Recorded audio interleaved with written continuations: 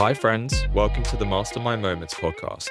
Hosted by your pals, Josh and Sasha.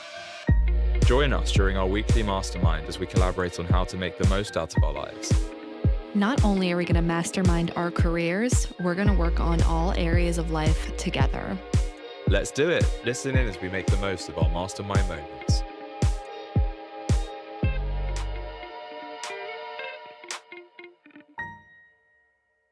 Kaila, it's so good to see you. Oh my God, hi. I'm so excited. Hi. Oh my God. It's taken us so long to finally. I know. I felt so bad. I was like, the next time I'm free is in a month and a half. So No. you guys are so busy too, though. You guys have very full schedules.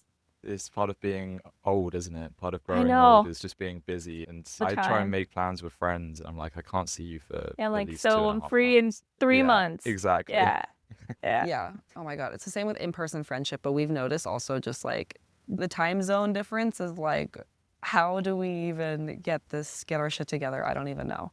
Oh my God. So for context, for everyone listening, we've known Kaila for, I guess, maybe over a decade at this point. What was your first year, 2022 or 2012? Yeah. Oh, girl, I got to think back. I was 13, so it was 14 years ago was my first year. How old am I? Yeah. Think? Okay. That's a long time. Yeah, it's a long while. But we were all really close and we were on the same year for our quote. So how do I explain this to other people who have not gone to summer camp with us? But basically, the camp counselor year all together. Like junior counselor year. Yeah. Yeah, basically. So we were together for that. We just got super tight and we're here now. We're hanging. Yeah. All right, so before we get into it, let's All these spin years the later. wheel.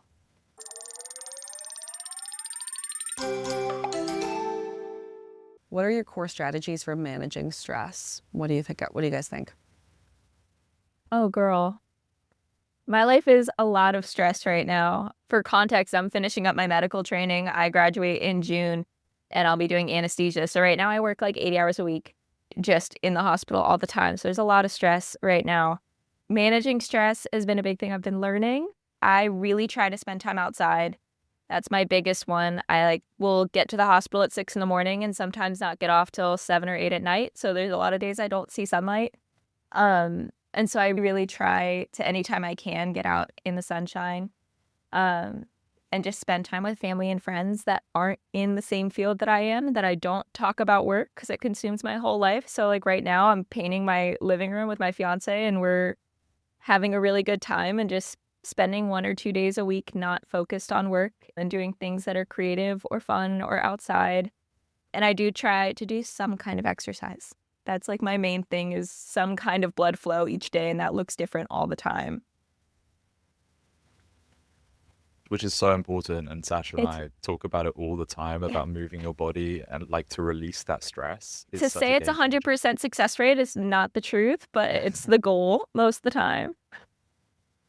It definitely makes a big difference. Yeah, I've been moving my body a lot recently. I've been very much into my fitness for the last kind of month or so. And I said to Sasha when we spoke a few days ago, if I wasn't in such a good place, constantly moving, working out, running, the stress that I've been going through over the last month or so would have just completely taken over. Yeah. So it really is impactful.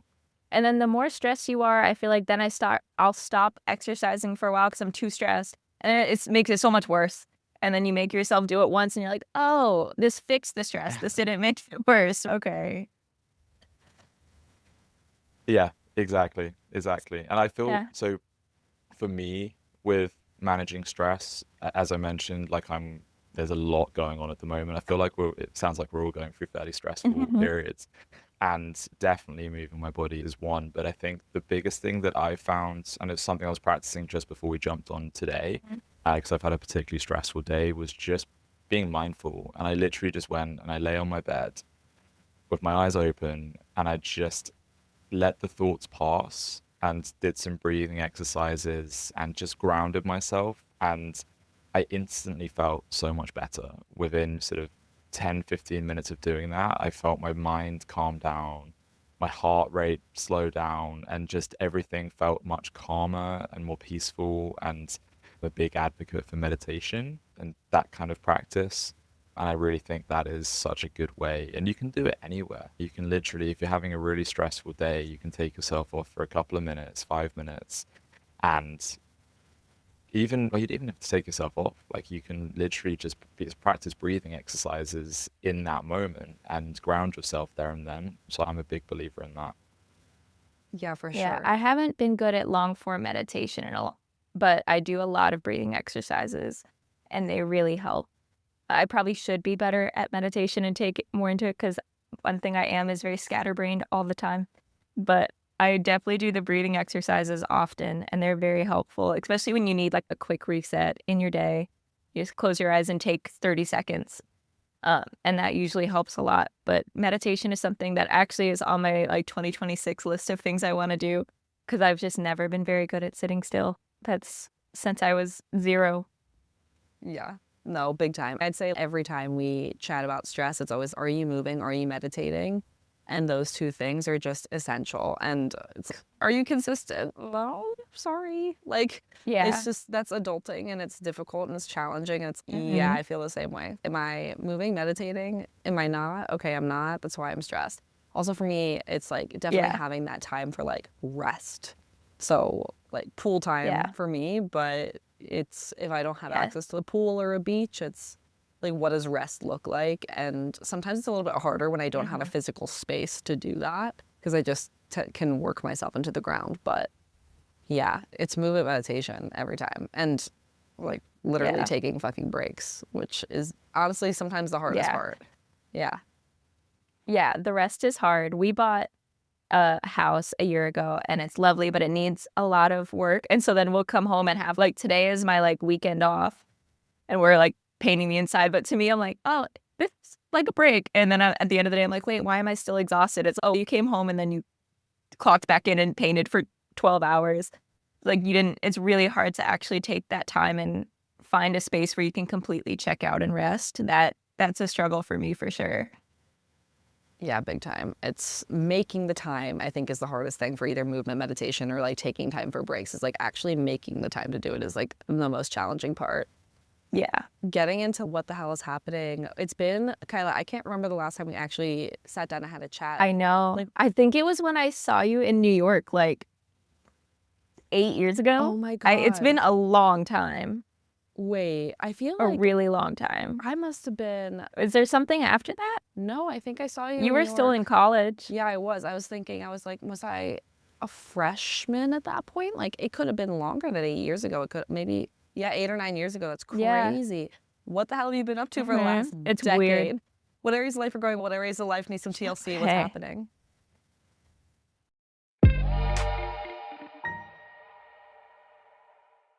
Okay, so I'll give you like a quick rundown of where I'm at because it'll explain the areas that need some TLC and the areas that are good.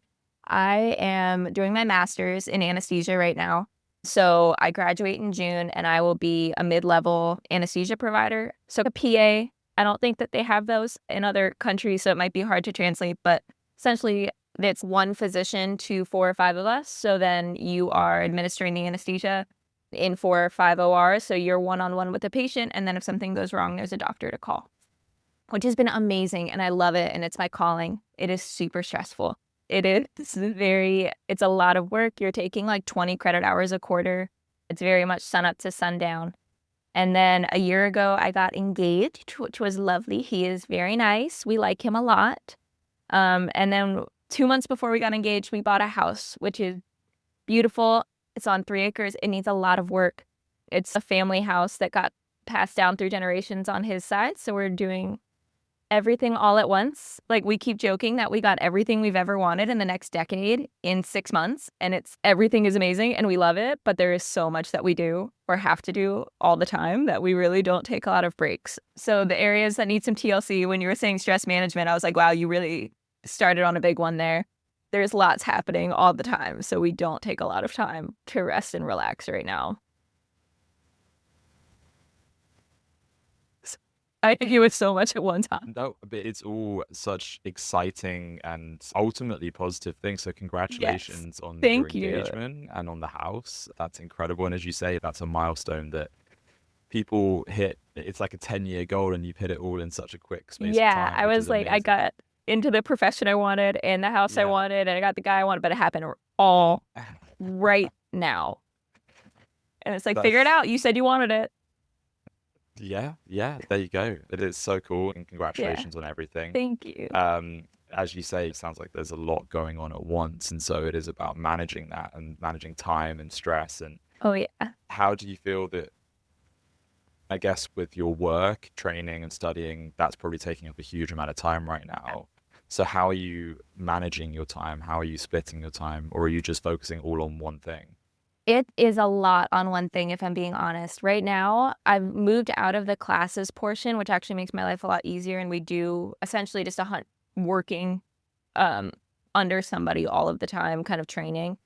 So that's about 70 hours a week usually. And then you have to come home and kind of study for those board exams. So Monday through Friday, my life is pretty much wake up, go to the hospital, try and exercise for 30 minutes, come home, study, go to sleep.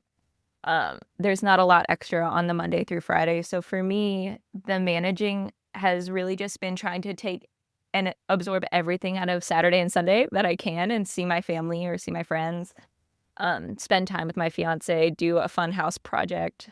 But we've been having to plan out, okay, in 6 weeks from now on that weekend, maybe that's the day that we'll go to a Universal. There's not a lot of, I guess we have to plan out these weekends really intensely. So the time management is just really squeezing out on Saturday and Sunday. But it's only 8 more months. And then I have a lot more freedom once I'm actually practicing.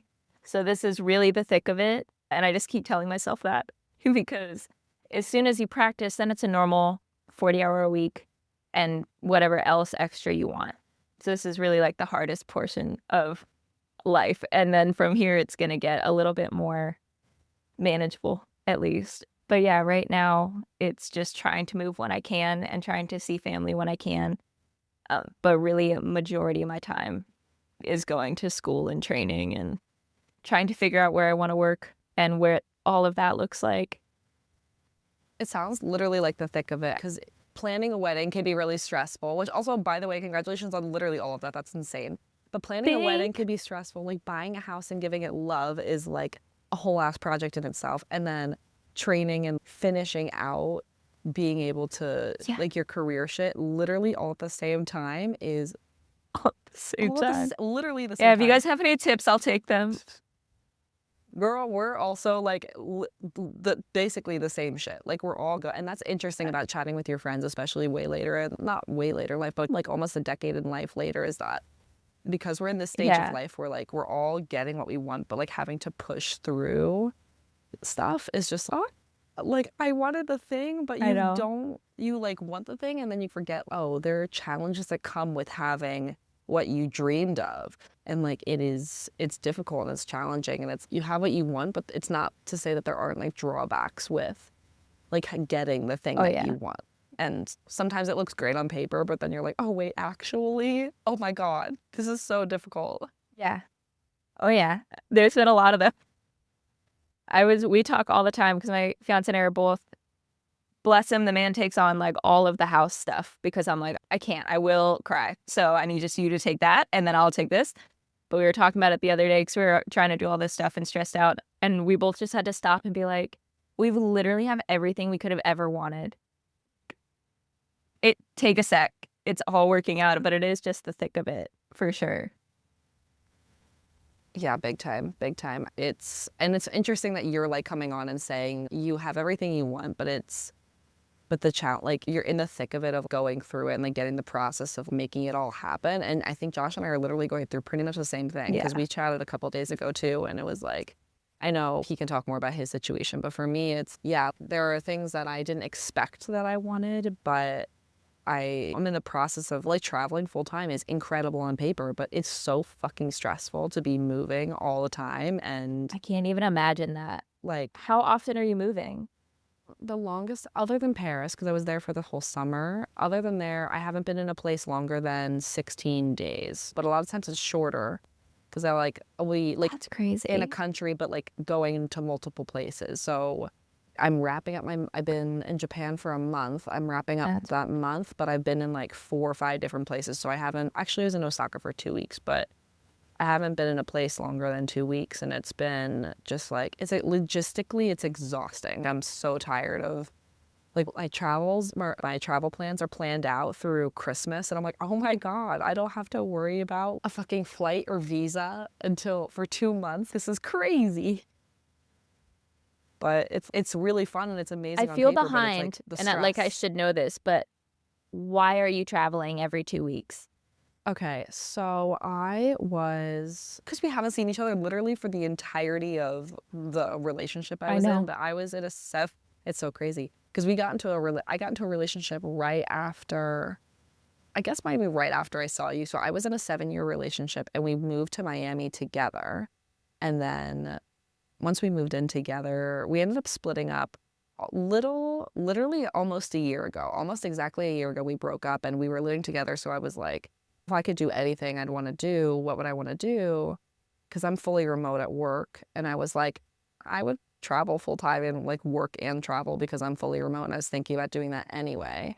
So I literally packed up all my shit and started booking like one-way plane tickets all over the world. So that's just been that's why, basically, just like a really intense breakup. But I thought I was going to marry the guy. Like, we were looking at buying apartments together. Like, it was really intense and really out of nowhere, and ended up breaking up with him at a UPW, because where else are you supposed to go through your breakups? Like, obviously Tony Robbins events, obviously.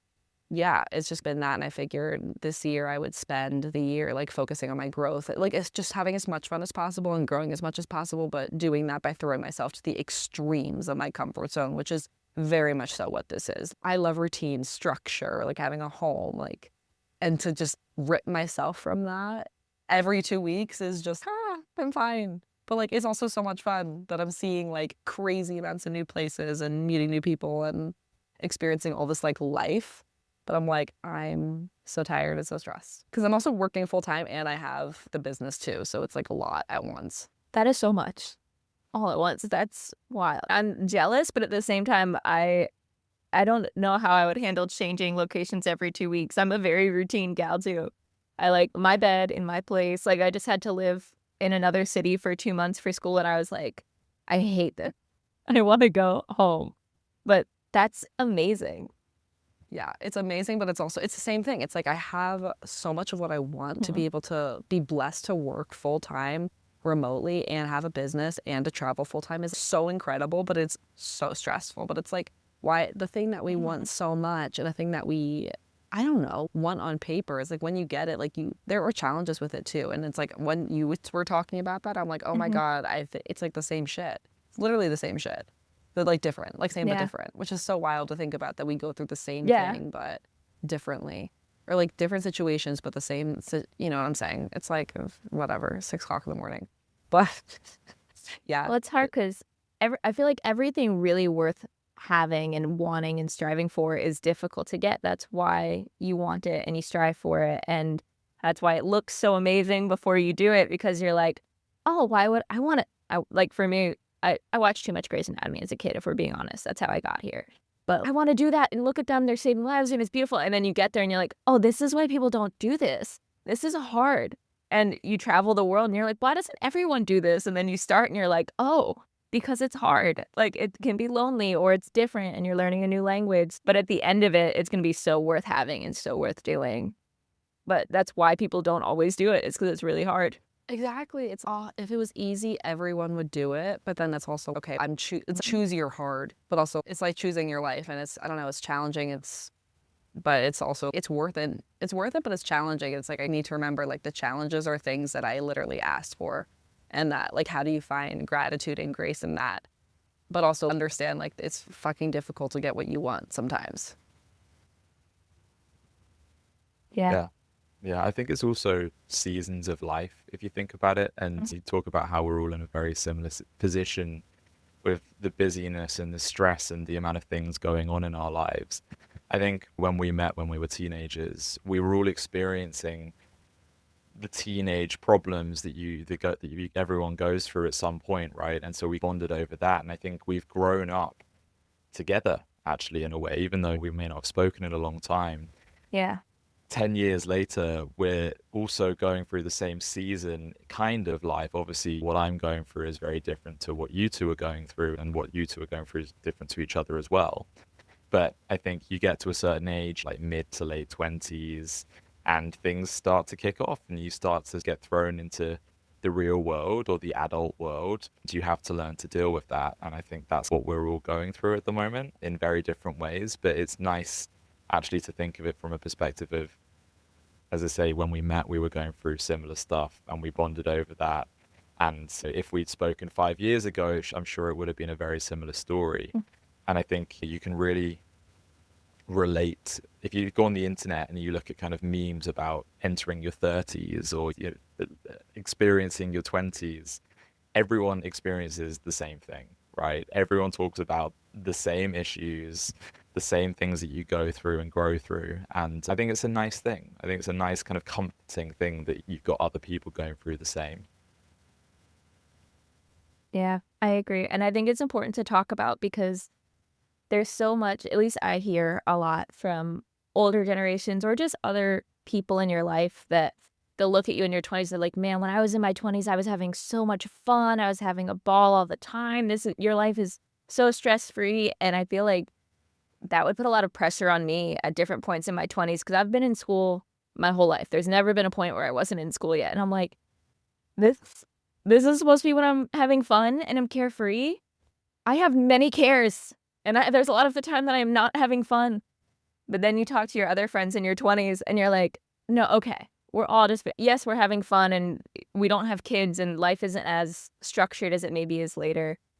So you are having a good time and you're stress-free. You're like, oh no, I'm not doing something wrong. Everybody is also just trying to figure it out and getting to that next stage of life. But yeah, sometimes when I talk about to other people and I'm like, what do you mean that your 20s are the stress-free point of your life? That's not how it feels right now. And I need other people to talk to be like, no, girl, me too. No, it's so wild. I feel like being in your 20s is, and it's true because it's like I am having fun, but it also is like a foggy abyss. Oh, I'm just like have my hands out searching, trying to figure out where the fuck I'm going. And I'm not sure. And I'm like working really hard and building the life that I want. But it's truly people are like, oh yeah, the 20s were the best times of my life and blah, blah, blah. And it's like, yes, but also I think maybe they, like, I don't know, like my parents' generation, like my parents have been saying the same thing to me. Oh, my 20s were the best or college was the best or whatever. And I think they kind of look back and maybe forget about your 20s are literally, yes, they're fun, but it's fun because you're striving for what you want and like you're young and you don't have many responsibilities, but you're grinding it out to build the life that you're setting up your life and you're setting up your career or your relationship or where you're going to live or just like your physical health. You're building out your life and like you're literally building something from the ground up. And that's a lot. It's challenging. But that's true. I do have many cares. And it only gets, I don't want to say it gets worse, but I'm concerned. No, but I think that's what your 20s are for. I think, again, people talk about living it up in your 20s and they're the best years of your life. I think what I've learned towards the end of my 20s is that your 20s are for learning and failing and learning from your mistakes. My 20s, as is the case where I think most people or a lot of people in our generation, were not easy, especially the first half. It was really difficult. I had serious problems. But if I hadn't experienced these crazy experiences that I've been through in my 20s, I wouldn't be the person I am today. I wouldn't be as strong as I am today or know as much as I know today. And I'm not claiming to know a lot, but I do about certain things. And I think as a result of what I've been through in my 20s, I'm very emotionally mature and strong and thick-skinned. And what excites me about that is I don't look back and go, oh, woe is me, I had such a tough time. I look and go, I've actually had an incredible roller coaster over the last 8-9 years. I'm not going to make those same mistakes over the next decade. I'm turning 30 next year, which is terrifying. And I'm not going to make those same mistakes because I know what to do differently now. And actually, my 30s should be my prime. And of course, I'm going to make mistakes in my 30s. There's going to be other issues that I can't even think about right now. But I'm set up to be a much better person, much stronger person, and a lot of growth in my 30s because of what I've experienced over the last 8, 9, 10 years. And I think that's something that's not worth understating. You have to make that. It's a very important point that actually your 20s are primarily, I think, for learning more than anything. Yeah, I totally agree. And I do think the going to GYLSs, teenagers, or just growing up in that Tony community, we were all very, I don't know if emotionally intelligent is the word, or introspective, very early. And sometimes I think that put a lot of pressure in your 20s because everyone always felt like, hey, you have such a leg up, so you're just going to have it figured out. And I think that because we were always so self-aware, maybe self-critical, maybe like just different sides of really early on, you were taught a lot about yourself. As you went through your 20s, you're like, wait, I thought I was going to skip this phase. I thought I was just going to maybe have it a little bit more. But you still have to go through it, and you still have to learn. And now it's fun to think about going back. But in the moment, there was a lot of times where I was like, wait, I thought I learned all this early so then I didn't have to go through it when I was in my 20s. But no, you still definitely do. Yeah, it's like people say about people in the Tony Robbins environment when they see you as a kid attending the events, they're like, I wish I went when I was your age. I wish I learned all these things when I was your age. And I'm so grateful and so glad that we did experience and learn these things when we were young, 13, 14, throughout our teens. It's an amazing experience and amazing tools to have. But it doesn't mean you're not going to make the same mistakes that they made. And there are some people who don't. Some people take it and they just run with it. But everyone makes mistakes. Everyone makes mistakes. Everyone has to learn in their 20s. And no matter what you're taught as a teenager, you're still going to have to. I think the best way to learn anything is by actually experiencing it. So it's all well and good being told, okay, when this happens, this is a tool that you can use to help you get through it, to help you grow and cope. But actually, it's when it comes to experiencing that thing and putting it into practice is much harder. It's much easier said than done. So yeah, that's also really important to mention is no matter what we learn, we're still going to experience stuff. And as I said just now about, I've learned so much in my 20s and I've taken so much from it that I can take into my 30s. It doesn't mean that my 30s are going to be plain sailing. There's going to be plenty of learning experiences and failures and things to grow from there. So the learning never stops, actually. No, it like literally never ends. And that's the thing, is realizing that adults are basically also just figuring it out, and like grown-ups are also just figuring it out. And like the more I become an adult, and I'm like, oh my God, like I thought I was gonna have it all figured out by this age and I don't. And then realizing that like literally at any stage, at any age, we're just people in meat suits on a floating rock just trying to figure out what the fuck we're doing and having no idea. And it's just really, it's really wild, but it's true. Like I do think about that sometimes, where everyone I talk to who's, oh my God, you were put in Tony Robbins at 13 or whatever age, like you're so lucky. Like you're gonna have, if I had the knowledge that you had, I would have gone so much farther. And it's interesting that it's like, yes, it's true, but we also are going to go through our own version of struggle and our own version of hard, even though it's like in pursuit of building the lives of our dreams. But I'm also curious, and there would literally be no way to tell until we're all just like old as fuck.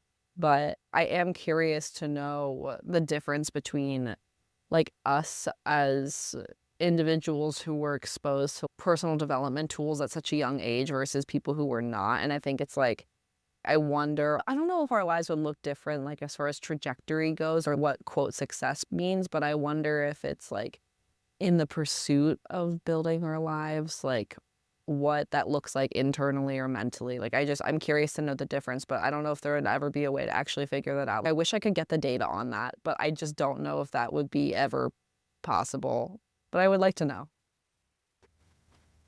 Yeah, I think that's so interesting too, because as an adult, it's like I didn't even realize I walked on fire for the first time when I was 6 years old.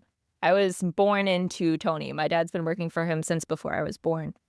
So there's things that I think are just normal, or like just the way that you think or the way that you move through life, that I didn't realize until I was older, especially now living with and getting married to somebody else that like will be talking things through and going through things. And I was like, oh, you don't think that? I just assume that everybody else thinks that way, or that everybody else had the same experiences, or was, because we were taught a very specific way of going through life and really just learning that you had no limitations to yourself very early in life. So I think it's hard to know even what you would have been like without it, because it's so specific to each person, and each person takes something so specific from it, that I have no idea at this point what is stuff that I learned from that world and what stuff that was just part of life growing up. And I think it would be really hard to separate the two. Yeah, that's a really interesting perspective. And I think an example for me that sprung to mind just then was over the years, again, we all joined the environment very young. Kyla, of course, much younger than me. But I would take what I learned home, not necessarily as a teenager, but I think more in my adult life. And it's become, I grew up with it. My mum was into it. My whole family were into it, and family friends. So I was surrounded by personal development growing up. So I feel like it is very much conditioned into me and into my psyche, into sort of a certain way of thinking. And so I'll tell people, someone will come to me for advice, or I'll be having a conversation with a friend. And it happened quite recently in the last sort of 6 months or so. I was talking to one of my best friends, and they were going through something. I don't remember what it was. And I tried to explain to them a certain way of looking at it from a different perspective, something that, again, I feel pretty much goes without saying because it's what I've been doing since I was 14. And they responded and said, that just feels robotic. I couldn't even think about doing it. Mind over matter, it was that kind of thing. And it was like, that's just robotic. It just doesn't sit right with me. And to me, I just didn't understand that comment, because I was like, this is what works. It just works. Just believe me. But it's because it's what I've been doing since I was 14, and I understand it because it was ingrained in my brain from such a young age. But for someone who's older and has a developed brain, and to be exposed to it later on, it's quite alien and a weird concept. So yeah, it's an interesting thought. It's so funny because I can't remember who we were recording with, and we were saying that basically growing up with Tony Robbins just means that you talk in bumper stickers all the time and you think in bumper stickers all the time. Are there like, and just out of curiosity, do you feel like there are tools from the Tony world that you guys use like literally all the time, every day? Because it's the pursuit of life and the pursuit of building the life of your dreams, I think, is just something that everyone in their 20s goes through. But I'm thinking maybe like the fact that maybe it's like the self-awareness and the psychology behind how we're doing it is probably different. Do you feel like there are tools that you like actually are just ingrained in your being, like completely? I'm just like out of just curiosity.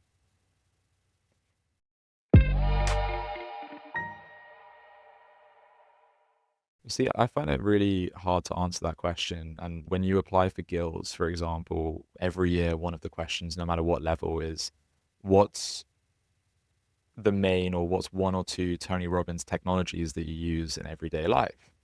And actually, funnily enough, I think the first time I answered that question, I thought it was like referring to apps or like websites when it said technologies. And so I just referred to his website and somehow still got into guilds. But obviously what it's talking about is actual methods and different practices. And I've always really struggled to answer that because I think it's so ingrained into my subconscious that I don't, there's actual practices, I just do them subconsciously. It's like second nature to me. I always have to think really hard to answer that question. I don't know about you guys. I was thinking about it as you were talking and trying to pull through which things that I like to do are from there. I think some of the biggest things is I'm really big on understanding your why for everything. And I think that's really helped me through school and really helped me to stay grounded and grateful through school. Was like, you get to these points where you're exhausted and you just don't know where you second guess. And I always had my why written down in different areas. I would write it down at the beginning of a textbook. I would write it down at the beginning of a notebook. I would have it in my car. There was in a lot of places. Just to remind yourself like why you're doing what you're doing and being really clear on that.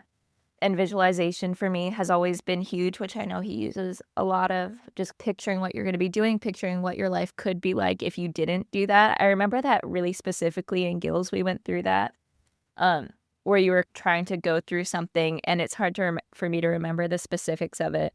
But it was like you walk through this really intense visualization of if you didn't do that thing, or if you did do that thing you weren't supposed to.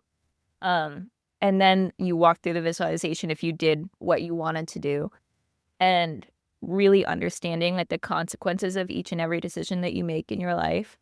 And just gratitude. I think that was just really put into us super early and emphasized. And I think that in everything, you can always see cup half full, cup half empty. And I think that really working to see that cup half full as often as you can. But yeah, I think that understanding the why, and just having, it was funny when you brought up the wheel, because that I think is one of the biggest things as well, is having the idea of the wheel in what I'm doing right now. A lot of people get when we're talking about how you spend your time, you get really one track minded, and it's really common for, funnily enough, healthcare workers to become very unhealthy, or to not continue relationships with their friends and family, or to not worry about their finances. Or I think that kind of having that wheel in your head and trying to keep your life as balanced on all areas as possible would be, for me, like the big things that like pop up in my head. Yeah, I don't know. I feel like it is. I don't know why I asked the question, because it's not typically something we talk about, but I feel like it's so deeply ingrained, like all of these tools, that it's like, what is Tony in like real life, and like what's just so ingrained in our beings that it's like there, and what's just like me learning about things through life. But I feel like, especially through this podcast, like talking about Wheel of Life pretty consistently, I think it's so true. And the whole premise is, yeah, there are certain areas that are going super, super well, and then others that are like really struggling. And it's like, it can change day to day, hour to hour. Oh, this time or like this hour of my day, I'm focusing on my career, or like this 1 hour of my day, I'm focusing on my physical health or my relationship or my friendships or whatever. And it's like in the pursuit of trying to balance all of those things. And there's like always times in life where some of the areas are going really well and others where they're not. But it's been, I don't know, it's like the pursuit of trying to balance it all and trying to make it all work, but also understanding that like literally it's never going to be a perfect 10 out of 10 on every area. Like it's going to be bumpy, and that's the whole point. It is, but it's also, I think the wheel is a really good steer as to where you need to work, right? I like to do it at least once a month just to see where I am, even if life is feeling really good. And it's really interesting because you'll see, oh shit, okay, yeah, life is feeling really good because these areas are going really well. But actually, I'm not spending anywhere near enough time with my family, or this area needs work, and there's always room for growth. And I think the wheel helps you realize that. So it's funny what you said, Sasha, pretty much what I just said about the kind of blurred line between what's Tony and what's real life. And it's what we were talking about before as well, about it being ingrained in us. So the wheel, as I say, is a very regular thing, I think, largely because of the podcast and how we talk about it all the time. It's such a major theme. Kaila, what you said about gratitude and actively practicing gratitude, and I think has become more and more of an important part of my life over recent years, because I've seen just how important it is. Like when I'm actively practicing gratitude in every situation, and there is gratitude to be found in every situation, right? I think no matter what the situation, there is something you can find. And that really helps me get through the tougher times with positive attitude. And then I think the other kind of more basic things like the human needs, and focusing on, again, where I'm focusing my attention, what my top needs are, looking at other people, my loved ones, and how I can meet their needs or what their needs are. The love languages as well has been such a hot topic in my relationship over the last couple of years.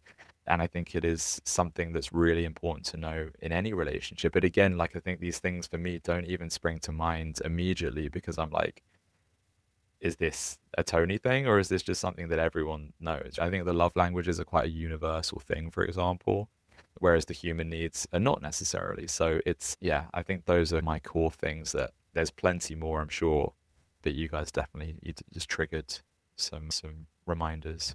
It's funny and it's wild. I was thinking about one quote that he says, it's burn the boats and take the island or something, like just put yourself there and just take action and just go for the thing and make it impossible for yourself to go back and basically choose a life of whatever, not that you don't want. But I think about that all the time, and I feel like I can tend to go to the extreme of that sometimes, and I wonder if it's because that quote like lives in my head now, where it's okay, break up, okay, let's burn the boats and book one-way plane tickets, like instead of just like moving apartments and being like just continuing on with life. It's okay, let's burn the boats, let's burn it all, let's just blow it up and see what happens and whatever. Yeah, I don't know. It's true, and it's just trying to figure it all out. But I think it's also like consistently mindset work all the time, and it's like the pursuit of like constant. Oh my God, I feel like every time I say anything, Tony, I'm like, I just sound like bumper stickers, like the constant and never ending. Were you about to pull out a kanai? Yes, a kanai. Yep. Yeah, kanai, and it's just, oh my God, when did this happen? Like how? And it just never ends. I know. It's robotic. Yeah. My parents work for him, and I was talking to my mom recently, and she goes, if I hear one more kanai, it's like, yeah, I can't, every phone call after, it's always, and she's like, I get it, it's super important, but can we come up with another word? I thought it was so funny. Oh my God, Kaila, you actually grew, because Josh and I grew up with going to events, but you actually like literally grew up in the environment. That's, oh yeah. Yeah, like you must have gotten it like literally like your whole life. It's so wild to me. Yeah, when I was a lot younger, it wasn't as much. My dad would always go to the events and do the fire walk. That was his thing, and I would go with him once or twice a year. But yeah, when I turned 13, we moved to Fiji, and they run his hotel down there. So I lived on property there for 6 years before I moved over here to go to school. And it was, weirdly, his hotel in Fiji is really not, they do the life and wealth mastery over there, but it's separate. For the most part, it's a honeymooners hotel, so it wasn't as immersed as it maybe seemed, but it was definitely still in the culture all the time. And I'm really grateful for it. I really enjoyed it, but I really didn't, especially the life and wealth masteries. I would do those a lot. It's really what got me interested in like health and fitness early on in my life. I really thought I was going to go the holistic route for a long time because of that, and then pivoted as I got further into college and got deeper into science and just really enjoyed that side. But yeah, we were in it, and Dad still is in it. He still travels. Both my parents still run the hotel, and he still travels with Tony to all of his events. He was just in Germany and then came and popped in for a quick weekend and then went back. But yeah, it's weird. I have no idea what life outside of it looks like, to be honest with you. I actually went to Life and Wealth in Fiji. It must have been a couple of years ago. No, it was last year. And it was really crazy to be there and be like, oh my God, literally, I'm here in Kaila's home. This is crazy. Like, to think that you grew up there, a portion of your childhood was there, I was like, holy shit, this is so wild, but also so gorgeous. Hello? Yeah. Oh my God. I was so jealous when I saw your pictures there. I was like, first of all, how dare you go after I move? And second of all, take me with you. I hardly ever get to go home right now because of this crazy schedule that I'm stuck in. And it's so beautiful. As a teenager, there was a little bit of island fever, if I'm being honest. There's no Starbucks, no Target. What's a girl to do? But now when I'm an adult looking back, I'm like, man, maybe they really did have it right. It's definitely something that I appreciate so much more in retrospect. In the moment, I was definitely ready to, I just didn't know what I didn't know. And I would watch The Sweet Life of Zach and Cody, and I would watch Hannah Montana, and it'd be like, that would be me. Obviously, that is exactly what life looks like if you live over there. It's not actually. Found that out the hard way freshman year of college, but I was very jealous at the time. But now I go back and I'm like, I would just go frolic in the jungle all day, and I had no idea that was like crazy or cool. It's very funny to look back on now, and now I'm like, oh, I would pay thousands of dollars to go on vacation exactly where I lived for 6 years. Yeah, you don't tend to appreciate somewhere until you've left it, actually. I found that with London. Obviously, I spent most of my life in London, and then I moved abroad for a couple of years, and I missed it so much. Suddenly, I was like, I appreciated all of the things that I actually hated about London, and I moved back here, and I'm now based in London for the last few years, and I love it. I think it's the best city in the world, and I feel so grateful to be here. But it's always it's human nature. The grass is always greener on the other side. Yeah, basically. It's crazy because I think same thing, like I've lived in places once I left my like childhood home, like I've lived in places that have been vacation destinations, like New York and Miami. Like they're very much these places people go to visit and whatever. And it's literally like you're living in someone else's vacation. That's what I'm doing right now. I'm literally living in everyone's fucking vacation like all the time. But it's just so wild to think about and be going through it. Josh, I know Kaila and I both touched on what was going on in life. And I know you and I had a conversation a couple days ago about everything that you're going through. How are you doing? How are you managing your stress since we had a chat a couple days ago? Like, what's been going on? Yeah.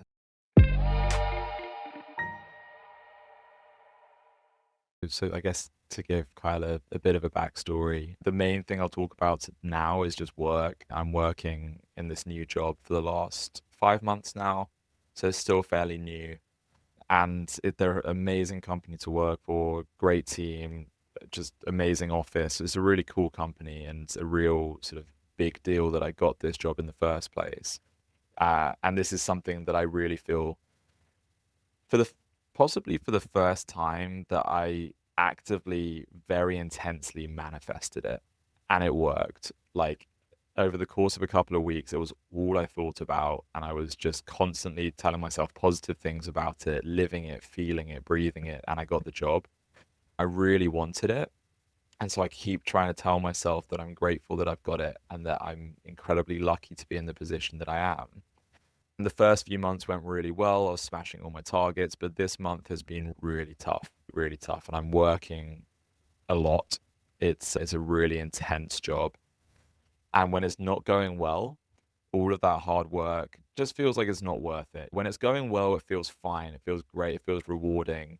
But when it's not going well, like it is this month, I feel like I'm banging my head against a brick wall. I'm doing everything that I possibly can, but I'm not getting the results. And it feels shit. Like it's not a good feeling. To the point where I feel today, actually, I've just been feeling really low energy, very low mood.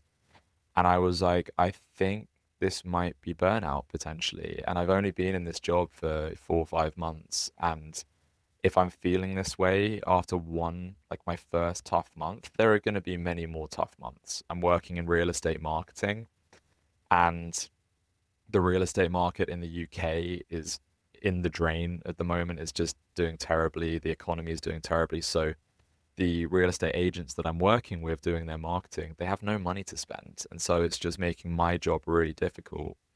So there are going to be tough months in the future. So if I'm feeling like this after one tough month, is that a good sign? It's clearly not. So I guess to answer your question in a short and sweet way, Sasha, I'm not feeling great about it. And I think Sunday evening, I have that kind of existential dread about waking up tomorrow and getting back on the grind, which isn't something you should feel about something that you're spending so much time and effort doing. I would much rather be putting that time and effort and energy into something that I'm enjoying and something that's more rewarding. And I'm not just talking financially rewarding, because I think that's probably what appealed to me about this job, is that the financial reward could be there if the results go well. But actually I'm seeing it's nice, but it's not all that, because I'm working so hard and working such long hours. So yeah, there's a lot of work to be done on an emotional level outside of work to, I think, figure out what my move is. I have spent the last few days, as I said to Sasha the other day, really trying to manifest a positive final week of the month. So I'm really intensely working on my thought process and just hardening my emotional state going into the last 5 days of the month so I can get the results. So we'll see how it goes. But I think there's just a deeper problem. Even if it goes really well this week, which I think it will, as I said, there's a deeper problem there that needs to be thought about. So that's where I am at the moment. It's funny because it's reminding me of what Kaila said at the beginning, where it's like literally you get exactly what you want and then you have to struggle and feel a challenge about like actually getting the thing you want. And it was so like that when she said that, I was like, oh, it's interesting because I'm going through that too, but you're also going through that where like you wanted this job so bad. Like it was like a year of you talking about changing jobs and you finally got it. And now that you have it, you're like, huh, but actually, is it all that it was supposed to be? And I I'm not sure. So yeah, maybe it is a deeper thought process and conversation about actually in reality, like on paper, having what you want looks great. But then when you actually have a thing, maybe it was not what you expected or it was harder than you expected. And I think I was experiencing the same thing with, like I was thinking about yesterday. I was like, the things that I was the most excited for, maybe it was because I like built them up so much in my head that I felt disappointed, or maybe I overhyped it. But that can be as much as a country or like a class in school or whatever. The things I tend to be most excited for were the things that let me down the most. But I wonder if it's because we had this expectation about how things were going to go, as opposed to just like something I was super neutral about. I ended up loving way, way more. Yeah, I think 5 months is a hard time because I've been through that kind of timing before with jobs, because it's long enough that the sparkle is gone, but not long enough that you're confident and comfortable in your position too. And at least to me, when I started school or when I was in a job before that, that 5 to 8 month time period was when it was the hardest, because you're like, this isn't new anymore. I'm supposed to know what I'm doing, but I don't feel confident enough yet. It's still the first time that I'm experiencing most things. And then the stress of it gets to you more because people now have an expectation of you. You're no longer the new person, but it's still the first time that you're experiencing most new difficulties that come to you in the job. Whereas after that, like 8 to 12 month mark, something comes up and it's probably something you've seen before, or you have a lot more confidence and successes under your belt to back up that moving forward. So I think it's really hard to know at that 5 to 1 year almost even timeline of, is it that I hate this job and I'm burnt out, or is it that I'm in that weeds and thick of it and the other side could be great, but I just don't have that confidence yet? Was it something, did you really enjoy the job in that first 3 or 4 month period and now it's building up to you, or do you think that from the get-go it was a lot more than you were expecting? It's such a interesting point, and so interesting that you raised that, because it's just triggered a thought pattern. My mum has always said to me, every job I've done, the first few weeks, the first month, usually, I hate it. And I'm like, I want to go back to my old job. I'm finding it so difficult. And then I get settled. I learn the job, I learn the product that I'm working with, and I start flying. So that's exactly what happened. The first month was tough. I hated it. I was like, I can't do this. Months 2, 3, 4 were amazing. I really enjoyed it. It felt like it was completely easy. I was in my flow. And then month 5, which is where we are now, has dropped off. And I'm like panicking a little bit and just, I can't deal with it. And you're absolutely right that it's a weird spot after 5 months where I'm not experienced enough or settled enough to go, yeah, you know what, this is something that happens every now and then, and to mentally deal with it. But my mum's always said, I always start the job tough. The next few months go really well. And then she said, usually it's around month 6 or 7, I start to panic and start to go, I hate this and I don't want to do this, and start looking for other jobs and borderline give up for a while. And then I start to find my flow again. It's a weird pattern. And so again, it's, I think, some sort of mental, emotional work that I need to do. I don't know what that looks like, but it is a pattern that happens in every single thing that I've done since I left school, pretty much. And it's, yeah, it's not good, because it means that I end up quite a significant portion of the time pretty miserable in what I'm doing, which is not good. I think it's a pretty common pattern, because like we were talking about, you're in your 20s and you feel all of this expectation to know what you want to do for the rest of your life and know what all of this is going to lead to. So you get to this point in your job that it feels hard and it's not fun anymore. And maybe if you hang out till a year, that you'll gain that confidence and you'll love it again and you'll really thrive, but maybe not. And I think that you get to this point where you're nervous to waste time because you don't want to just sit there and be miserable if it's not going to get better. But it also, that's scary, because then sometimes you might leave something too soon when the other side of it is that you're comfortable and confident and really good at your job and really love it. When I was in school, I had a very similar, I almost, like 6 months in, I was like, there's no way I'm doing this. This is the worst thing ever. But I think it's super common. So I wouldn't beat yourself up over feeling that way or that you've gone through that before. I just think that it might be worth hanging out a minute until it doesn't feel so urgent and it doesn't feel so dire in this moment. If at month 4 you loved it, month 5, like, I would give it a month or so, maybe, and see if month 6 feels different than month 5. Yeah, yeah. I think I'm doing my best to get into a headspace of going with the flow, and it's a tough time at the moment. And also giving credit to it's not just the work that I'm doing because I'm working hard and I'm good at the job clearly because I've done the last few months. It's an element of lots of different things coming into play, and the market is really tough right now. I think I need to acknowledge that and just it's really difficult. I spoke to my therapist about this last week, and they were saying you attach your success and your happiness at work to the results that you're getting when actually you should be looking at it from a different perspective and attaching it to different things, such as the work you're putting in. And if you know that you're putting in enough work, then that should be something to celebrate. And so right now, I know I'm putting in enough work, and it is just a mindset shift that I need to take to, okay, celebrate the fact that I'm working really hard and the workload I'm putting in, acknowledge that there are factors out of my control that I can't change, and wait for it to change. Do everything I can, control the controllables, and don't get too stressed about the things that I can't control, because actually at the moment it is I can't control what's happening and I just have to wait. And I think just mentally and emotionally allow myself to have that time, because it will get better eventually, and just to trust in that process basically.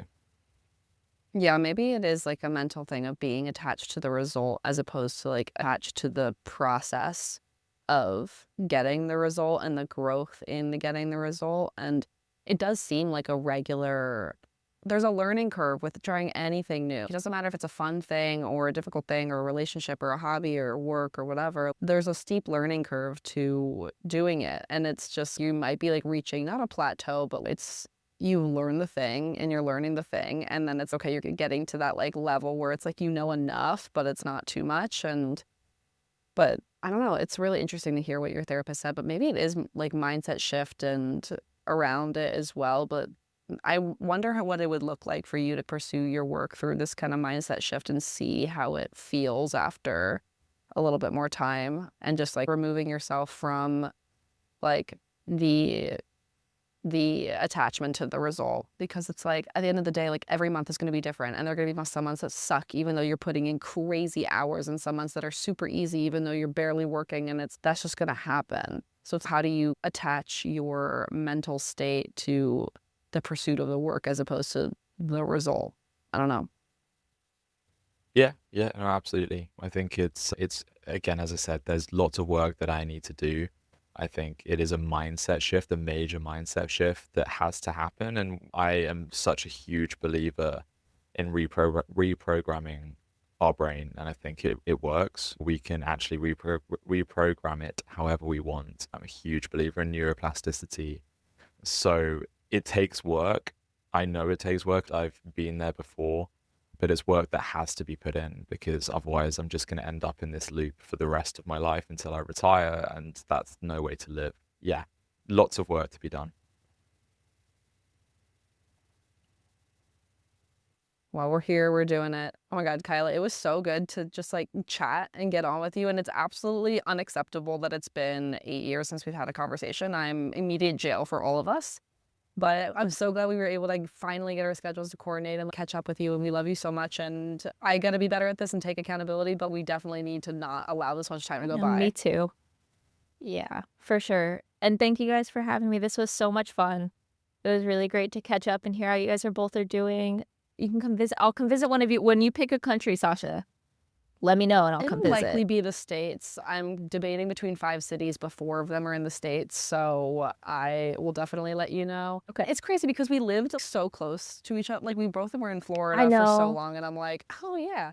Oh, I know. I had dinner with Stephanie Shields and she was like, oh yeah, I'm going down to go see Sasha. And I was like, what do you mean? And so, oh, she's in Miami. And I was like, it was one of those things where I was like, oh, what? And then a butterfly went by and I got really and I completely forgot.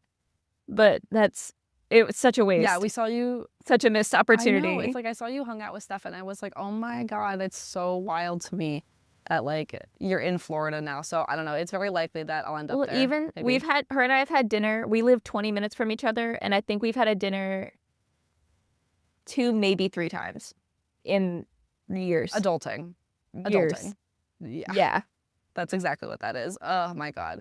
We love you so much. Thanks so much for coming on. And please don't we will not let 8 years go by. Absolutely not.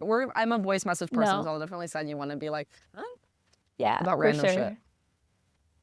Yes, for sure. Let's all catch up really soon. All right. We love you so much. Okay. Love you guys too. Bye. Bye. We hope you enjoyed this episode. Don't forget to subscribe, leave us a review, and follow along on social media. If you would like us to help you mastermind something in your life, please send us a message. We'll see you next week on the Mastermind Moments podcast.